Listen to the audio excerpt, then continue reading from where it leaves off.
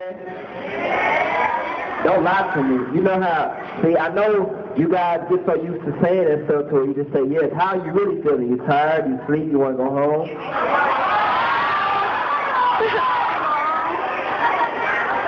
I love your honesty, okay? Alright, look. Don't give me a hard time and I won't give you a hard time, okay? Alright? Because I know you guys probably give speakers the blues and I don't want the blues today. So we're going to do this easy, alright? My name is A.J. McQueen. I am a student at Lone Star College. Anybody ever heard of Lone Star? Woo woo. Wonderful. Okay. How can I put it? First of all, I want to ask a question. How old do you guys think I am? Just shout it out.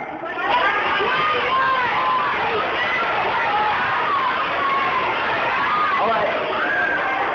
Somebody over here called me 30. I heard somebody call me 30.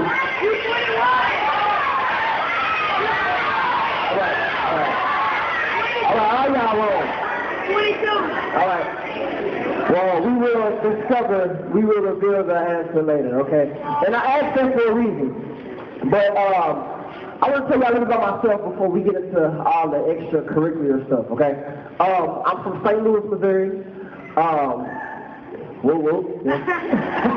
You know, I'm from St. Louis, Missouri. I was born and raised in the part of St. Louis that don't nobody want to go. You know, the backyard, you know, the dead-end street where it says dead end on the sign, you know, and the part don't nobody want to go to, that's where I'm from, okay? I grew up in a broken home, and some of y'all probably can relate, okay? So we gonna become friends real quick before we start talking.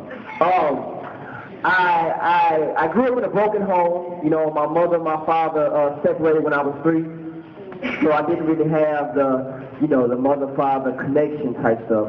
My mom used to always tell me how much she wanted to run my dad over with a car. And the funny thing about this, we didn't even have a car, so I don't know how she was gonna do that.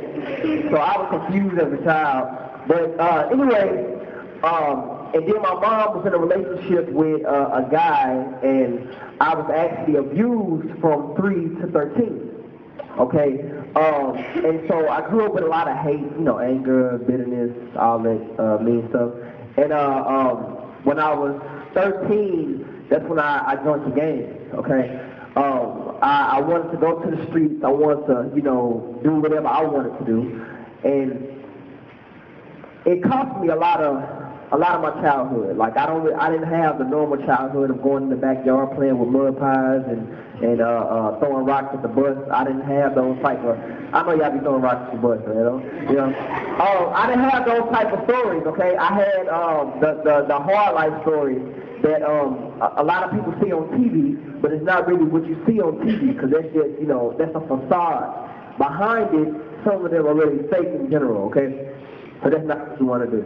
All right, when I did that, when I was 15, I actually got shot up by an opposite gang, and I was injured from being paralyzed on my way to the hospital, you know, crying. And the guy who actually shot me got shot the same night, and he got shot with a shotgun in his ribs, okay?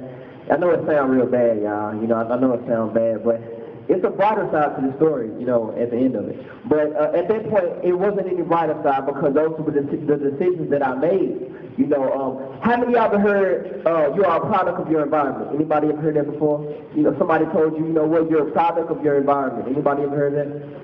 Don't lie to me. Okay, y'all really ever heard it? Okay, you heard it in the back. Okay, thank you, sir. All right. Well, you're not a product of your environment, so we want to take that out of your mind. You don't ever want to hear that. Okay, so anybody tell you that, you say, no, I'm not. Because your environment and the people around you is what loads the gun, but it's your decisions and your choices what to pull the trigger. Okay, so it's not, I mean, the people around you, I mean, they can entice or they can help your decision making, they can alter it, but you're the one who makes the decision. So it was my decision that caused me to go to the streets and do all this other stuff. When I was in school, I didn't have, how can I put it? My grades were nothing, okay? I think I failed PE and lunch because I didn't do the work. It's not that I was dumb or that I didn't, you know, that I couldn't do it. It's just I didn't do it because I didn't feel as if that I was capable of doing it. Okay, so after I got shot, my mom sent me here to Houston. And she put me in this home with a whole bunch of people. You know, they went to church and all that other stuff, and I didn't like it. I didn't like it at first. Why? Because I didn't like change. How many of you guys like change? Anybody like change at all? You like change? Are you sure? You positive? Get up. You get up. Let's sit down. Get up. Sit down. Get up. You like that? Sit down. Go ahead. All right? That's change, right? That's change. Now, do you like that? No, you did. Yeah. No, you did. You know, any normal person doesn't like change, okay? Because change, it doesn't feel good at that point. Okay? If I told you, look, take your glasses off, what's your name? Andrew, take your glasses off. Give me these. Give me these. Can you see? No? He doesn't like change, okay? Why? Because change, it doesn't feel good. Here you go, Andrew. Thank you. It doesn't feel good at all. So it's not because of where I was at, it's because I didn't want to change at that moment. I wanted to do whatever I wanted to do. And so at the age of 13, I found myself making midlife crisis decisions. Okay, do I eat or not? Because if I eat now, then I'm not going to have nothing to eat later.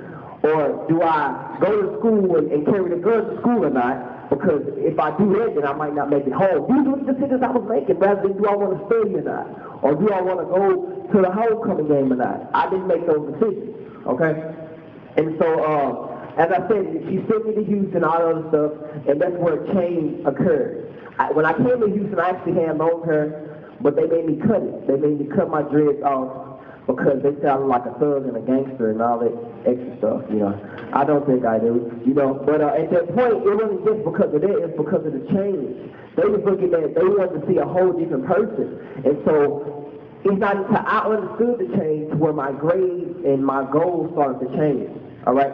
But I had to make goals. Anybody have goals? Anybody have goals? Okay? It's great to have goals because a lot of us dream, okay? But dreams without goals are just fantasies, all right? You will never get there because you don't have a plan to get to where you want to get to. January of this year, I was actually featured on BBC One on Fiction Park, okay? Okay. Wonderful. All right, now, going to college, a lot of people say, I want to go to college to have a good job, right? Any y'all want a good job? Want a good job? All right. Let me help you real quick. You listening? You're not listening. You listening? Thank you. You don't want a good job. Look at these people around you. Look at them. Do you think they have jobs?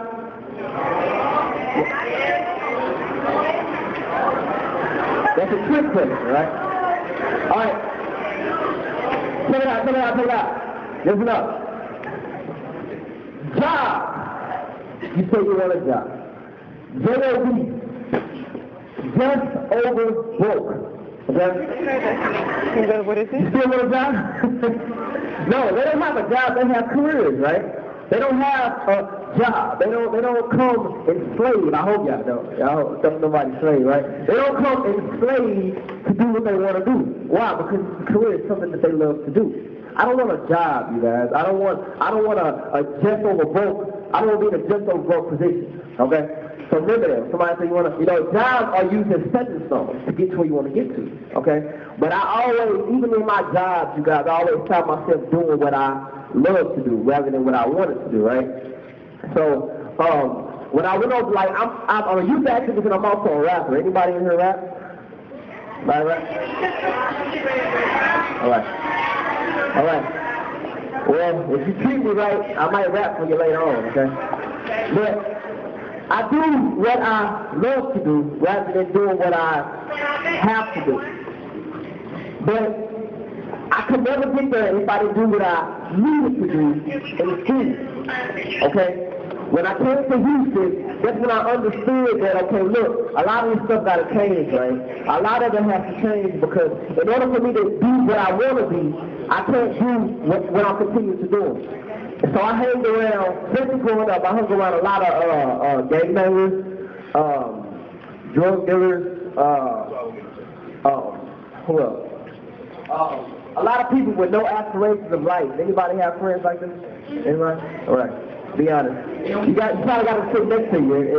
You know, look at the person on the side of your love. You know. Well, so basically what I'm saying, you guys, is that, all right, check me out. Remember, if you don't give me a hard time, I won't give you one. All right? Okay, so basically what I'm saying is the people around me, they enticed what I did. And so when I had negative people around me, and negative went into me, what you think is going to come out? Negative, right? But it wasn't just the people, though. It wasn't just the people. I'm not going to blame it on the people. It was the music, too, okay? I used to listen to a lot of negative music, right? I used to listen to the songs that used to tell me, forget school, don't go to class. So I used to jam my head to it and not go to class, and I used to forget school, okay? And I like the song, you know, but it enticed the way I... You get it? You don't know? Okay. Let's find out. Are you doing anything now to prepare yourself for being a man? No? Okay. Thank you. You go to the class. All right. He said he wants to be a medic. Okay? Now, which is great. He already knows what he wants to do, okay? But we have a lot of people who want to do something, right? We have a lot of people who want to do something. But ask yourself, are you doing anything now to prepare yourself for being that? I said ask yourself, don't tell me. You know? What are you doing now to prepare yourself to be what you want to be for? Getting a grade, right? So do you guys have a career? And so, you know, that's you know. But I was opposed to you guys, and especially because I felt as if I was somebody when I wasn't really nothing. You see a lot of posters in school. Gangsters, posters. Okay? Why? Because they were me, and not just that. I was acting like I was somebody when actually there was a little boy on the inside crying out, saying that I want help, I need help. But instead of me saying I want help, I need help, I took my chest out like I was somebody. Like you say, my mama, my daddy, anybody who tried to help me, I felt like he was a good. I felt like he was a liability rather than an asset to me, so I felt like I was okay, whatever. And that led me down a path of destruction. Did you guys think that if I was faced that way, I would be where I am now? No. Okay. So, to answer, you guys, well, not to answer. Unit 3, choose the scars that you copy the scars.